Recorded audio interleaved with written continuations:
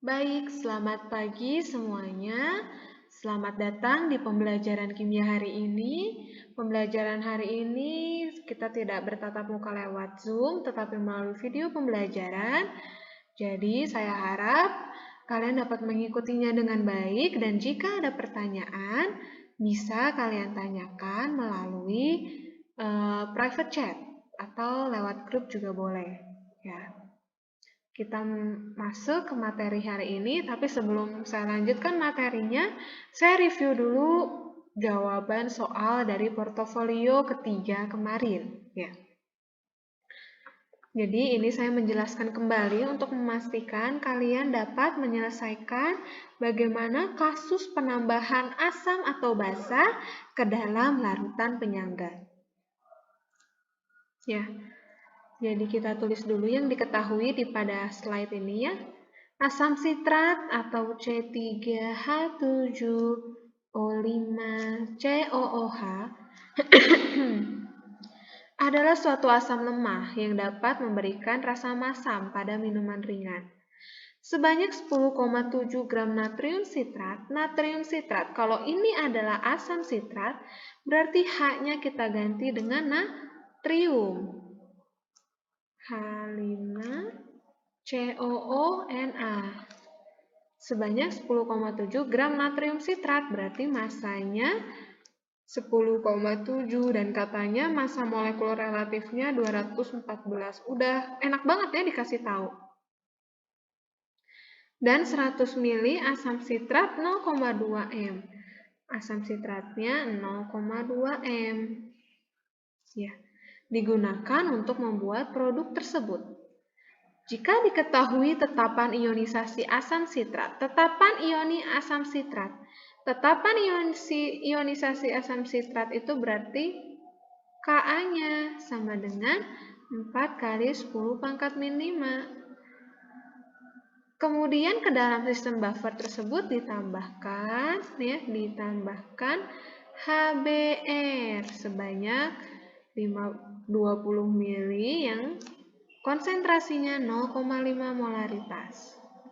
Maka yang ditanya berapa pH larutan setelah ditambahkan asam bromida. Ya. Nah, dari sini kan kita langsung bisa tahu ya apa yang ditanya, berapa pH larutan jika percampuran asam bromida. Asam bromida itu berarti buffer itu ditambahkan asam. Berarti ditambahkan oleh ion H+. Ya. Tadi komponen penyangganya ada apa aja? Ada asam sitrat dan ada natrium sitrat. Ya. Bukan komponen, maaf. Campuran penyangganya C3H5O7 ya. C3H7O5. H7O5COOH ini adalah asam lemahnya. Lalu ada basa konjugasinya ya. H7O5COO-. Ini basa konjugasinya. Dari mana basa konjugasinya? Dari garamnya. Saya tulis di sini garamnya ya. H7O5COONa. Jadinya C3H7O5COO- plus Na+. Seperti itu. Berarti dari garam yang mengion ini terdapat basa konjugasi dari asam lemah, asam sitrat. Dan itulah komponen larutan penyangganya. Jadi beda ya, ini komponen. Tapi ketika ada garam dan asam lemah, itu campurannya. Campuran. Jadi yang berperan di dalam proses pH itu komponen, bukan campuran. Ketika ditambahkan asam, asamnya yang diketahui adalah dari HBr, asam bromida, ya. Bereaksi sama siapa asam bromidanya? Asam bromidanya akan bereaksi dengan basa konjugasi ya. Dengan basa konjugasi, berarti kita tuliskan reaksinya. C3H7O5 COO- ditambah dengan H plus menjadi C3H7O5 COOH. Ingat, kalau ada campuran yang direaksikan seperti ini, kita harus mengingat-ingat ada stoikiometri mula-mula bereaksi sisa. Ya, kita cari dulu yuk mol dari satu-satu ya, kita cari ya. Kita cari mol dari asam sitrat C3H7O5COOH. Yang diketahui apa sih dari soal asam sitratnya? Konsentrasinya, ya konsentrasi dan 100 mili asam sitrat ya. Volumenya 100 mili ternyata. Konsentrasinya 0,2 M, volumenya 100 mili, berarti molnya M kali V. M-nya itu 0,2 tadi ya, volumenya 100 mili. Molnya jadi 20 milimol. Ya, tuh. Karena yang diketahui 0,2 molaritas dan volumenya 100 mili. Lalu, kita lanjutkan. Kita tulis langsung di sini ya. Oh, karena ini asam lemah, berarti saya tulis mula-mulanya di sini 20 milimol. Lalu, mari kita cari mol dari basa konjugasinya ya. Basa konjugasinya itu kan dilihat dari garam C3H7COONA. Kita harus cari dulu molnya berapa. Karena yang diketahui adalah massa garamnya, berarti kita pakai massa per mR atau massa molar. Massanya tadi 10,7 ya katanya. Iya, massanya 10,7. mR-nya 214. Ya. Jadi jawabannya adalah 0,05 mol. Tapi biar gampang karena ini milimol, kita rubah milimol aja ya. Milimolnya menjadi 50 milimol karena dikali 100. Ya. Berarti saya taruh. Nah, ini masih mol garam ya. Mol ininya berapa mol basa konjugasinya? Mol basa konjugasinya saya tulis di sini, maaf kalau tidak kelihatan ya. Kalau garamnya 0,05, berarti basa konjugasinya karena koefisiennya 1, tidak ada perkalian koefisien ya. Jadi ternyata 0,05 juga mol mula-mulanya. Tapi kita rubah ke milimol. Ingat satuannya harus sama. 50 milimol. Sekarang untuk asam bromida. Asam bromidanya katanya 20 mili 0,5 molaritas. Asam bromidanya. Berarti kita pakai N sama dengan M kali V ya. Tadi konsentrasinya berapa? Konsentrasinya 0,5. Dikali volumenya 20 mili. Hasilnya adalah 10 milimol. Ini masih mol asam bromida, sementara yang bereaksi hanya H plusnya.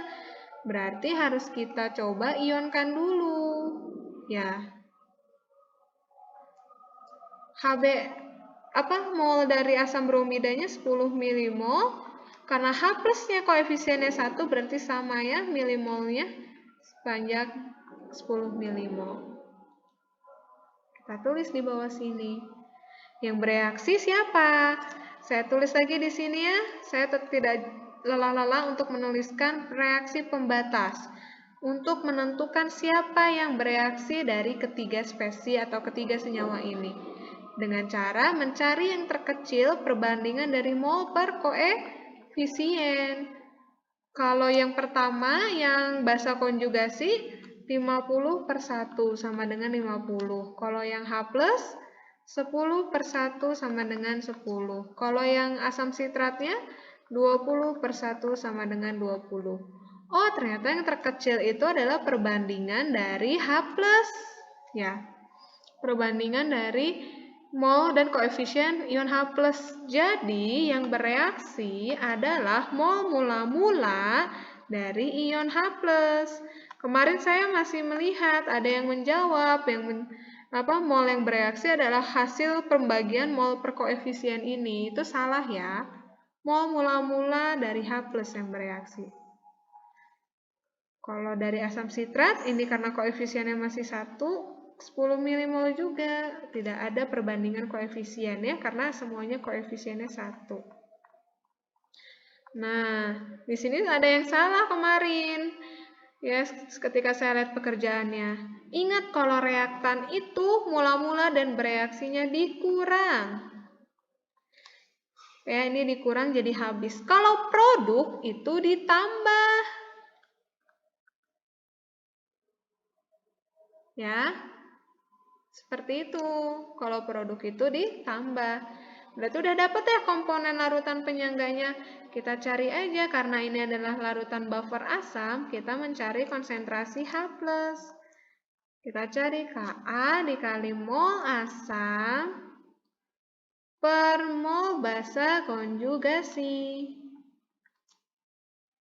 Ka-nya berapa kata soal? 4 kali 10 pangkat min 5. Mol asamnya 40 ya. Mol asamnya, mol asamnya 30 milimol. Mol basanya 40 milimol. Ya. Oh, ini bisa dicoret nih 4-nya jadi 10 ya. Ini bisa dicoret jadi 3, milimolnya coret. Jadi konsentrasi H+-nya 3 kali 10 pangkat min 5. pH-nya tinggal min log konsentrasi H+. Hasilnya adalah 5 min log 3. Ya, jadi saya ulangi lagi untuk mereview bagaimana cara menghitung komponen larutan buffer ya, jika ditambahkan asam atau basa tertentu. Seperti itu. Semoga paham ya. Kalau ada yang masih mau ditanya, boleh. Kemarin saya ada 2 anak yang minta tambahan sama saya karena nggak ngerti. Boleh sekali saya terima untuk kalian menanyakan seperti itu ya. Oke, saya lanjut. Nah, kemarin ada satu pembahasan yang kurang mengenai perubahan larutan penyangga. Jadi kan kemarin kita sudah melihat ya perubahan pH larutan penyangga jika ditambahkan suatu asam dan basa. Untuk kasus larutan penyangga asam, jika ditambahkan asam akan bereaksi dengan basa konjugasi. Jika bereaksi dengan basa akan bereaksi dengan asam lemahnya. Nah, jika dicairkan, diencerkan, atau ditambah volume, bagaimana kasusnya? Nah, dilihat dulu, ini campuran buffernya adalah campuran buffer asam lemah dan basa kuat ya. Jadi kita harus cari dulu komponen buffernya gimana sih dari campuran ini.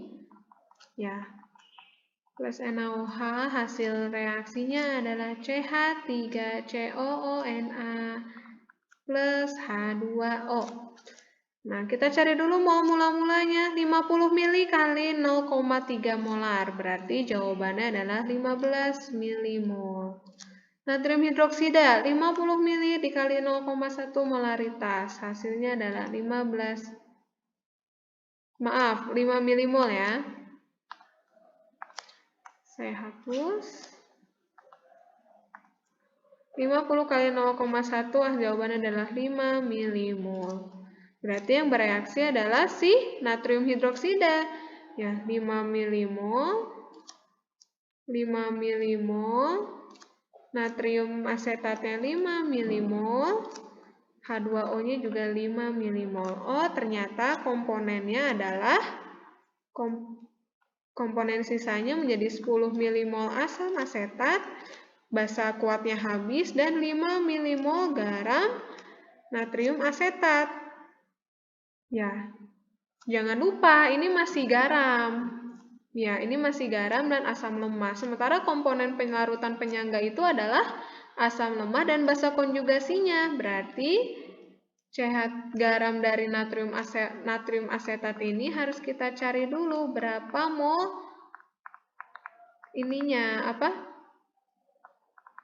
basa konjugasinya. Kalau 5 milimol garamnya, berarti basa konjugasinya juga 5 milimol. Nih ion asetatnya. Nah, yang ditanya tadi apa? pH larutan setelah penambahan 100 ml Aquades. Nah, perhatikan di sini. Di sini kan larutan penyangganya adalah campuran natrium asetat 50 ml dan volume 50 ml NaOH. Jadi volumenya ada apa aja sih? Ada volume asam asetat, ada volume NaOH, dan katanya ditambahin lagi dengan Aquades. Maaf, ini Aquades. Jadi berapa? 50 ditambah 50 ditambah 100 ya. Oh, berarti volume campurannya menjadi 200 ml. Ya. Tinggal kita masukkan ke konsentrasi H+. Tapi di sini ada yang berbeda. Ingat ya waktu di awal, kenapa bisa rumusnya menjadi mol asam per mol basa konjugasi? Kenapa bisa seperti itu? Karena tadinya harusnya ini adalah konsentrasi asam ya. Namun karena volumenya sama, jadi kita coret. Ya, tapi untuk kasus penambahan volume, kita tetap memakai bukan mol asam, tapi konsentrasi asam. Ini untuk penambahan volume. Kenapa? Karena volumenya ditambah. Jadi ini yang harus diperhatikan ya. Konsentrasi asam lemah per konsentrasi basa konjugasi. Ya, Ka-nya 10 pangkat min 5. Konsentrasinya jadi nyarinya gimana, Bu? Mol per volume ya. Mol dari asam lemah itu 10 milimol. Ya, per volume dari campuran itu adalah 200 mili per ininya 5 milimol ya. Apa mol basa konjugasinya? 5 milimol per 200 ya. Nah, tapi kan ternyata volumenya sama. Tetap dicoret. Jadi 10 pangkat min 5 dikali 10 per 5. Milimolnya jangan lupa. Ya. Nah, ternyata jawabannya menjadi 2 dikali 10 pangkat min 5 konsentrasinya. pH-nya menjadi, tinggal di min log ya, jawabannya 5 min log 2. Nah, ternyata setelah ditambahkan oleh air sebanyak 100 ml, larutan penyangga itu dapat kita simpulkan. Larutan penyangga itu tidak berubah sama sekali pH-nya akibat penambahan volume air. Ya. Jadi jika volume ditambah, pH itu kesimpulannya pH tidak berubah. Karena kita lihat di sini ujung-ujungnya dicoret juga ya.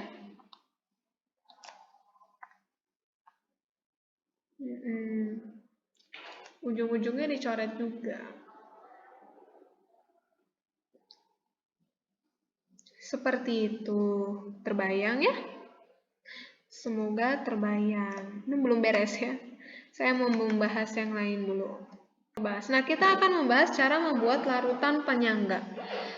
Nah, cara membuat larutan penyangga itu dapat ditentukan dengan tahap pertama, tentukan pH yang akan diinginkan. Yang kedua, pilih kombinasi asam atau basa dan garam yang sesuai dengan pH-nya. Kombinasinya meliputi apa? Kombinasinya bisa meliputi perbandingan masanya berapa. Ya, kombinasinya bisa massa, bisa volume. Dan tentukan mol dan massa dari komponen asam dan basa dan garam tersebut. Apa Bu bedanya poin 2 dan 3? Poin kedua ini biasanya bentuknya masih dalam bentuk perbandingan biasa. Nah, kalau yang poin ketiga ini sudah dalam angka spesifiknya. Jadi kayak waktu kemarin, misalkan volume amonia dan volume amonium sulfatnya masih 3:4. Nah, ternyata saya ingin mencari molnya berapa. Kan bisa dicari ya dengan konsentrasi dikali volume berapa. Jadi seperti itu. Kalau kombinasi masih perbandingannya, kalau tentukan mol dan massa dari komponen udah spesifik berapa yang harus ditambahkan. Ya, kita lihat saja langsung. Ya, akan dibuat larutan buffer asetat yang merupakan campuran dari asam asetat dan garam natrium asetat. Itu campurannya. Komponennya apa sekali lagi? CH3COOH, komponen larutan penyangganya, dan CH3COO-. Jadi bedakan ya. Kalau ini adalah komponen yang mengakibatkan konsentrasi H+ pada larutan penyangga. Kalau ini adalah hanya campurannya saja supaya terjadi larutan penyangga. Nah, larutan penyangga yang akan dibuat adalah pH 5. Diketahui ada ketetapan asam dari asam asetat sekian dan massa molekulnya sekian. Nah, kita jadi bisa mengerjakannya secara kebalik. Dari pH kita cari dulu konsentrasi H+-nya. Lalu kita langsung masukkan ke rumus konsentrasi H+ dari buffer ya. Nah, ternyata kalau dilihat dari sini, kalau dilihat dari rumus ini, kita dapat menentukan, ini kan sama ya, bisa kita coret. Ternyata perbandingan mol asam dan mol basa konjugasinya 1:1. Jadi, bisa kita simpulkan, carilah 1 mol dari asam asetat ini ya. Kan molnya 1, berarti kira-kira massanya berapa yang kita butuhkan? Kita bisa cari dari massa dengan rumus mol dikali massa molar atau dikali mR. Jadi ketika ingin mencampurkan larutan asam asetat dan natrium asetat, kita hanya butuh 60 gram asam asetat dan 82 gram natrium asetat. Nah, yang perlu ditekankan, lihat di sini itu masih basa konjugasi. Basa konjugasinya kan 1 ya. Nih, basa konjugasinya 1 mol. Sementara yang dicampurkan itu adalah garamnya. Berarti kita cari dulu mol garamnya berapa. Karena koefisiennya 1, perbandingan koefisiennya 1/1 dikali 1 mol, jadi mol garamnya juga 1 mol. Nah, massa ini dapat dari mana, Bu? Karena perbandingannya 1:1 bisa kita cari tadi ya, pakai mol kali mR. Nah, kalau untuk asam asetat, molnya 1, massa molekulnya katanya 60. Oh, berarti 60 gram. Nah, kalau CH3CONA katanya 82 dengan molnya 1 juga perbandingannya ya. Oh, berarti yang harus dicampurkan adalah 82 gram. Seperti itu.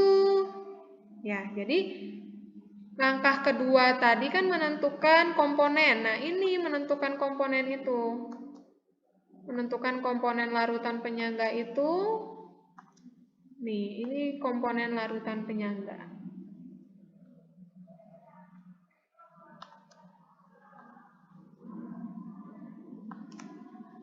Ya, 2 baris ini komponennya. Seperti itu komponen campuran larutan penyangga. Ada cara lain juga. Nih, jadi, sebentar, jangan pakai itu. Ya, saya ada kasus seperti ini. Untuk membuat larutan penyangga dengan pH 5, tentukan kombinasi asam dan garam yang dapat digunakan. Tadi kan kita punya rumus ini ya. Maaf, belum diganti ke pen. Kita punya rumus konsentrasi H+ sama dengan Ka kali mol asam per mol basa konjugasi. Kebetulan sama nih mol asam dan basa konjugasinya nih. Ya, ini 0,1, 0,1, 0,1, 0,1. Berarti kalau sama bisa kita coret ini. Berarti yang hanya harus kita perhitungkan adalah konsentrasi H+ yang harus sama dengan tetapan kesetimbangan asamnya. Ya, konsentrasi H+-nya itu yang katanya yang ingin didapat adalah pH-nya 5. Berarti kalau pH-nya 5, konsentrasi H+-nya 10 pangkat min 5. Berarti kita carilah Ka-nya yang 10 pangkat min 5. Berarti campurannya yang ini ya, yang asam Ha ini ya. Kok hitam sih? Nih. Kenapa? Karena Ka-nya 10 pangkat min 5. Saya ulangin lagi, kenapa ini Bu bisa dicoret mau asam dan mau basa konjugasinya? Lihat dari yang dikasih tahu dari soal, konsentrasinya dua-duanya sama. Berarti, kalau konsentrasinya dua-duanya sama, tinggal dicoret aja. Ya, toh nanti hasilnya sama dengan 1. Seperti itu. Ya. Nah, masih ada satu materi larutan penyangga, yaitu contoh larutan penyangga atau larutan buffer dalam kehidupan sehari-hari. Nah, ini dia larutan penyangga dalam kehidupan sehari-hari. Dulu saya di awal pembelajaran pernah bilang, larutan penyangga ini contohnya ada di darah kita. Ya, di darah kita. Nah, contohnya itu kemarin adalah asam karbonat. Ya, asam karbonat yang fungsinya buat apa? Supaya pH darah kita nggak gampang berubah. Kalau pH darah kita gampang berubah menjadi asam, kalian akan otomatis kekurangan oksigen ya, yang berujung pada kematian. Jadi Tuhan itu keren banget nyiptain ada larutan penyangga di darah kita. Larutan penyangga yang ada di dalam darah kita disebut juga larutan penyangga ekstrasel. Maksudnya apa? Berarti ada di luar dalam sel-sel tubuh kita. Udah belajar sel kan ya di biologi. Sel itu kan ada nukleusnya di tengahnya ya. Nah, sel-sel di dalam tubuh kita ini juga punya larutan penyangganya, yaitu asam fosfat.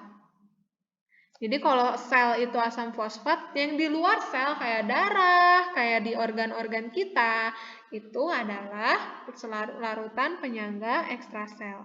Jadi kalau intrasel, ingat aja yang ada di dalam sel-sel kita. Lalu obat-obat juga banyak mereka memakai larutan penyangga, supaya dengan hadirnya udara nggak membuat pH obat mereka berubah. Lalu air ludah kita, nih amonium ini ya, oksalat. Nah, kenapa Bu harus dikasih contoh-contoh senyawa ini? Contoh-contoh senyawa ini paling sering keluar di UTBK. Jadi siapa tahu kalau kalian tahun depan ada yang mau ikut ujian tulis ke perguruan tinggi, nah ini nih, si senyawa-senyawa ini harus kalian hafalkan. Lalu pada minuman, ada buffer sitrat atau larutan buffer sitrat, seperti yang kita kerjakan pada portofolio ketiga. Nah, itu adalah contoh buffer yang ada di minuman supaya nggak gampang berubah pH airnya. Gitu. Nah, ini ya. Ini adalah sistem penyangga dalam darah kita.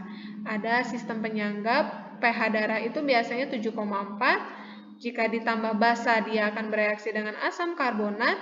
Jika ditambah dengan asam, dia akan bereaksi dengan ion asam karbonat.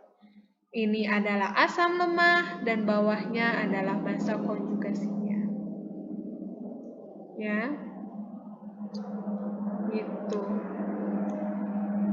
Nah, di sini juga ada fakta kalau jumlah ion HCO3- itu lebih banyak karena dalam metabolisme tubuh banyak dihasilkan zat yang bersifat asam, seperti asam laktat, asam fosfat, asam peroksida. Makanya kalau asamnya banyak, supaya kita netral darahnya, ion basa konjugasi dari buffer itu harus sangat banyak komponennya. Seperti itu. Ya. Jadi kita udah belajar apa aja? Komponen larutan penyangga. Ini yang masih banyak bingung. Komponen itu ingat berisi asam lemah dan basa konjugasinya, atau basa lemah dengan asam konjugasinya, yang dapat dibuat dengan cara mencampurkan asam lemah dengan garamnya atau asam lemah dengan basa kuat. Ya, jadi ini campurannya, bukan komponen larutan penyangganya. Kalau larutan penyangga basa berarti bisa dibuat dengan basa lemah dengan garamnya dan basa lemah dengan asam kuat. Prinsip kerja larutan penyangga yang harus kalian tahu, ya, kalian teorinya tuh tahu tapi ketika ada hitungan bingung. Ingat kalau larutan penyangga asam ketika ditambahkan H+ atau asam, dia akan bereaksi dengan basa konjugasinya. Atau jika bereaksi dengan OH- akan bereaksi dengan asam lemahnya.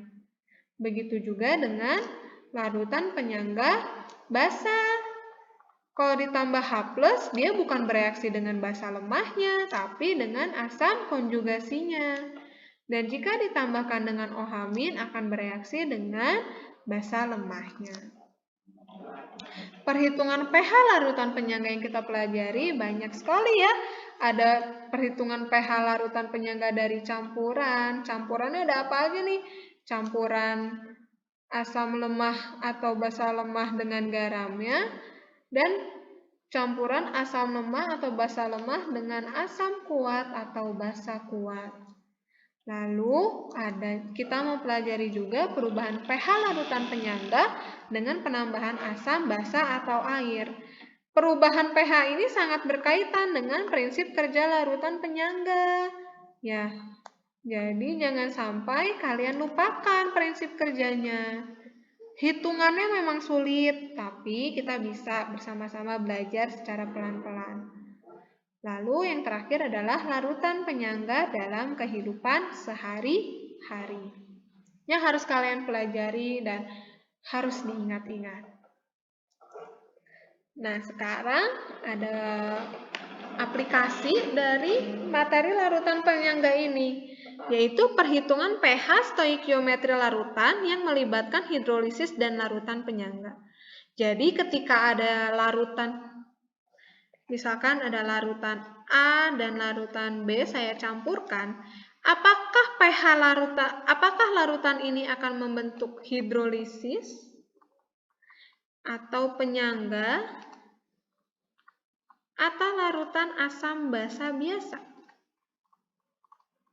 Ada 3 kemungkinannya. Hebat sekali ya kimia ini. Nah, mari kita bahas satu-satu. Ya, perhatikan campuran di bawah ini. Apakah ketiga campuran ini sama semuanya? Oke, sama senyawanya, sama spesinya. Tetapi komponennya berbeda. Yang A, 50 ml asam asetat dengan 0,2 molaritas.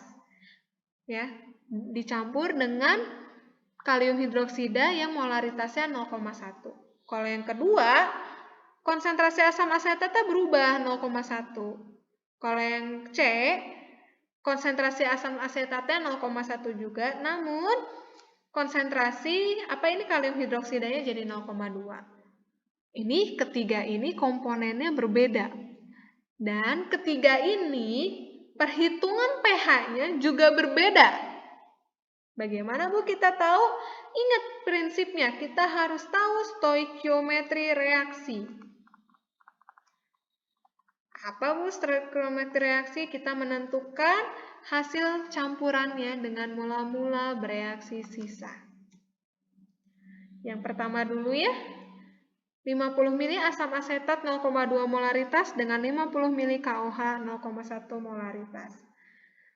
Kan dapat ditentukan molnya ya, tinggal dikali asam asetatnya 10 mmol, kalium hidroksidanya 5 mmol. Ini siapa yang bereaksi? Yang bereaksi adalah KOH-nya ya. Berarti 5 mmol. Didapatkanlah komponen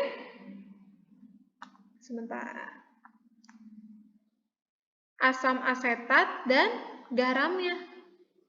Ingat kalau komponen asam asetat dan garam ini akan membentuk larutan penyangga. Jadi kalian menghitungnya dengan cara perhitungan, aduh maaf, ini masih stabilo. Konsentrasi H+ sama dengan Ka kali mol asam per mol basa. Ini perhitungan H+-nya. Ya, sudah saya tulis di sini ya. Lalu, kalau campuran yang kedua, beda mol mula-mulanya karena 50 mili dikali dengan 0,1 molaritas asam asetatnya, dan untuk kalium hidroksidanya 50 mili dikali 0,1 molaritas. Dua-duanya 5 milimol. Berarti yang bereaksi juga adalah dua-duanya 5 milimol ini. Ya, sebenarnya nggak bisa kita bilang dua-duanya, tetap harus cari dari PP. Siapa tahu di sini nanti ada koefisiennya 2, ya. Kalau misalkan koefisiennya 2, berarti KOH kan yang harusnya bereaksi. Nah, tapi karena di sini nggak ada koefisien, dua-duanya sama saja dengan 1, jadi ini harusnya 5/1, jadi dua-duanya habis bereaksi. Menghasilkan apa? Ada yang bisa lihat hasilnya, sisanya apa? Sisanya adalah garam. Ya. Nah, lihat garam ini. Garam ini dapat menghidrolisis air. Ingat ya garam hidrolisis, karena dia terbentuk dari garam asam lemah dan basa kuat. Ya. Nah, jadi kalau secara perhitungannya, kita bukan mencari H+, tapi OH-. Kenapa nyarinya OH-? Karena di dalam larutan tersebut, garam tersebut akan terionisasi menjadi ion asetat dan K+. Ion asetatnya akan bereaksi dengan H2O, menghasilkan OH-. Ya. Sementara ion K+-nya tidak dapat bereaksi dengan air. Berarti OH- lah yang kita cari, bukan H+. Atau kalau kalian ingin lihat dari ciri-ciri campurannya, ciri-ciri garamnya, ya, CH3CO- itu kan berasal dari basa asam lemah, KOH itu berasal dari basa kuat. Berarti yang kita cari adalah konsentrasi dari asam atau basa yang kuat. Berarti kita cari konsentrasi OH-nya. Gitu. Ya, saya tulis coba ya. Ini kan asam lemah dan basa kuat. Karena basa kuat, berarti kita mencari konsentrasi OH-. Kalau ingin melihat dari ciri-ciri garamnya. Tapi, kenapa sih Bu sebenarnya nyari OH-? Lihat, yang terhidrolisis itu adalah ion asetatnya. Jadi yang kita cari adalah OH-.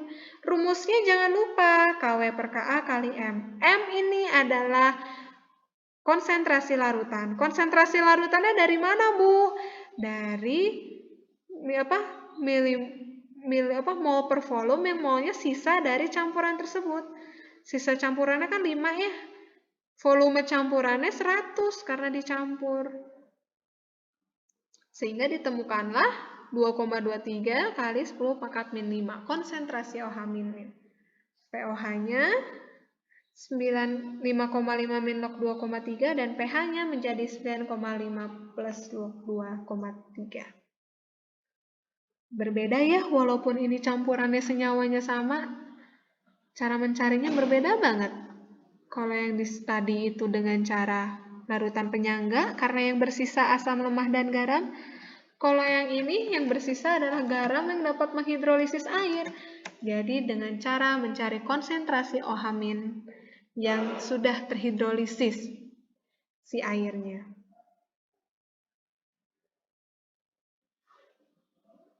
Ya. Dan yang ketiga, ada campuran yang ketiga deh. Bu, kalau yang ketiga ini gimana caranya? Oh, mol mula-mulanya ternyata kalium hidroksidanya 10 milimol. Jadi yang bereaksi adalah asam asetat yang menghasilkan sisanya kalium hidroksida. Karena yang sisanya adalah kalium hidroksida dan garam sebenarnya. Karena kalium hidroksida ini adalah basa kuat, ya sudah kita langsung cari saja konsentrasi OH- dengan cara M dikali valensi. Konsentrasi dikali valensi. Ini jangan lihat yang ini ya, mohon maaf. Nanti di PPT kalian nggak akan ada. Kenapa Bu tinggal dicari konsentrasi kali valensi? Karena yang bersisa adalah basa kuat. Seperti itu. Ya, tinggal cari aja gampang. Langsung 12 plus log 5. Dengan cara perhitungan OH- dan POH. Ini yang harus kalian pelajari. Maka dari itu, saya memberi PR kepada kalian, PR liburan Paskah. Walaupun kita harus mengikuti kegiatan Paskah, tapi kita mudah-mudahan kita tetap bisa belajar. Soalnya akan dikumpulkan, saya akan memberi portofolio ketiga dengan soalnya lumayan banyak ya. Di situ kalian akan menemukan kasus ini. Apakah saya harus mencari larutan penyangga, atau mencari hidrolisis, atau konsentrasi OH- saja biasa.